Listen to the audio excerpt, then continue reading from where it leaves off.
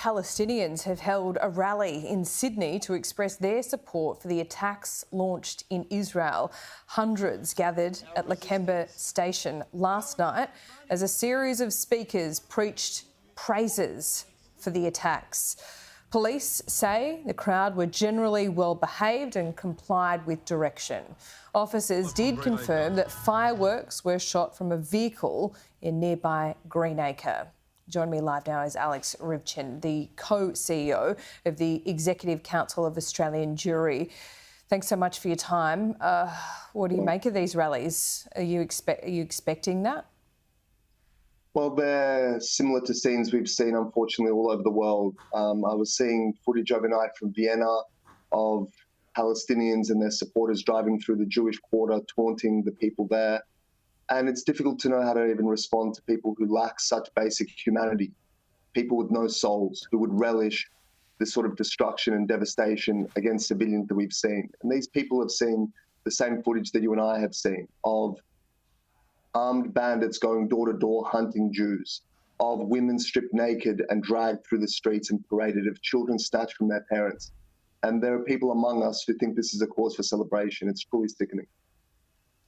What about for Australians, Jewish Australians living in this country right now? I'm sure you're the same, Alex. You have family and friends in Israel right now. Well, this has been one of the darkest days in the history of the Jewish people, and I say that without embellishment. And I think since the Holocaust era, this has been the deadliest phase, the deadliest day. And the crimes that we've seen, which I've enunciated, are reminiscent of that time. And the world vowed after the Holocaust that this would never happen again. And to see those scenes of devastation, of absolute terror inflicted on innocent civilians, it really breaks our hearts. And this community is suffering right now, but we're experiencing immense solidarity from our fellow Australians and from well-wishers around the world. Both political leaders and community leaders are reaching out, and ordinary people are expressing their unreserved support for the Jewish people in the state of Israel, which means a great deal to us. Yeah, I'm sure it does. But what about your security at the moment? Australia is a long way from Israel, but is there stepped up security in Jewish communities around synagogues? That will happen. That will be assessed together with the police, and certain decisions will be made. But historically, we've seen that when there's been an escalation in the Middle East, it has impacted Jewish diaspora communities, including here in Australia. So it's something that we're keeping a close eye on and are concerned about, certainly.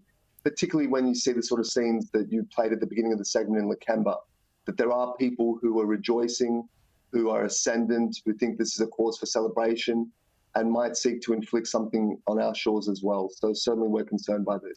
What do you expect from the Australian government at the moment? Because obviously we can see how carefully the Prime Minister and the Foreign Minister, Penny Wong, are choosing their words at the moment. We've had in the last hour a massive development, I would say, out of the Wall Street Journal, really confirmation of what was suspected anyway, and that is Iran's involvement.